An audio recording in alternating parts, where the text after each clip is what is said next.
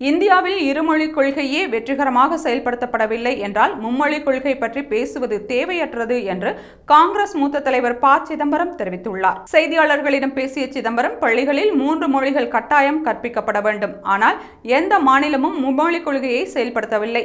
குறிப்பாக ஹிந்தி பேசும் மாநிலங்களில் பொது மொழியாக ஹிந்தி உள்ள நிலையில் அவர்களின் அதிகாரப்பூர்வ மொழியாக ஹிந்தி உள்ளது.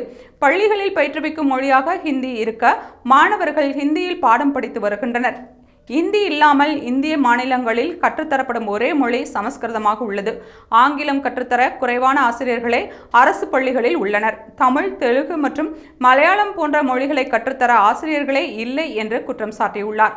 மேலும் தமிழ்நாட்டில் மத்திய அரசு நடத்தும் கேந்திர வித்யாலயா பள்ளிகளில் பயிற்று மொழியாக ஆங்கிலம் உள்ள நிலையில் மும்மொழிக் கொள்கை பின்பற்றப்படுவது இல்லை என்றும், டெல்லியில் இருந்து வரும் கட்டளைகளை பின்பற்றாமல் தேசம் பின்பற்ற வேண்டிய பாதையை திராவிடம் உருவாக்கும் என்றும் ப. சிதம்பரம் தெரிவித்துள்ளார்.